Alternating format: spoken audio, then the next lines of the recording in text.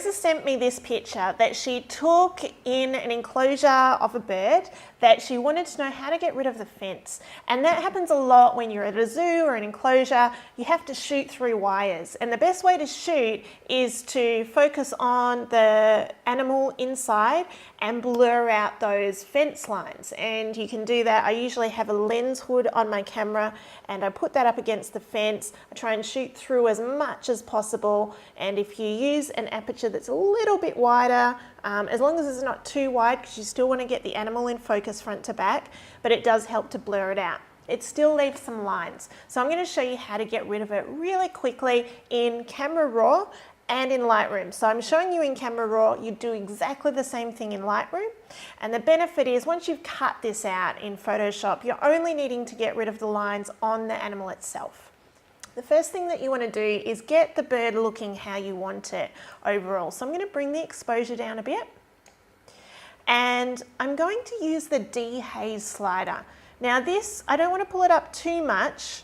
I'm looking at the bird, I'm looking at the lines, the area that is not covered by the fence, and I want to get that perfect. I'm going to bring the warmth up a little bit and bring the highlights down a touch there so that it's nice and clear. So now that I've got this bird looking how I want, I need to get rid of the fence lines. So to do that, I go to the brush.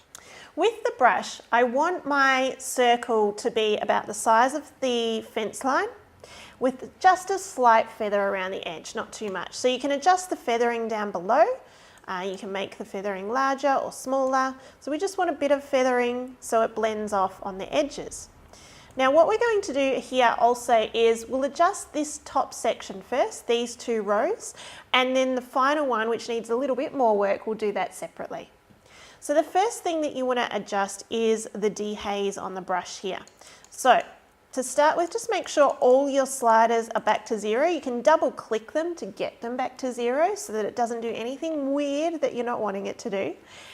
And then pull that dehaze up as far as you want to go. You can adjust it afterwards anyway.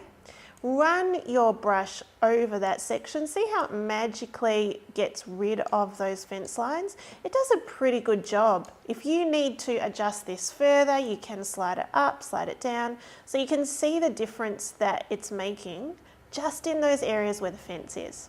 So that looks pretty good. Now we just click on New. We create a new adjustment because this one needs a little bit more work, and we pull this to where we want it to. We may even want this to be a little brighter, and we can even go New because I think it needs a small amount down the bottom here just to create more of a gradient adjustment.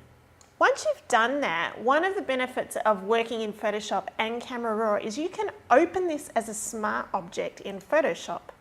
Once it's open and once you've cut it all out, you can further refine these adjustments. So you could go to Select, Subject. That'll do a pretty good job. See, it's selected around the branches as well if you did want to keep those. We'll click on the mask. Now, you can refine this. Obviously, that was a very quick cutout, but what I want to show you is now that we've done that, we can still double click the smart object and it goes back into our raw, which we can further adjust. So if you're seeing something that you need to work on a bit more, you can do that and then you can go back into your cutout. So that's how you get rid of fences and things that are in the way of your animals. I do this all the time and it works really, really well, and it's non-destructive, so you can refine that process as you go. Hope it helps.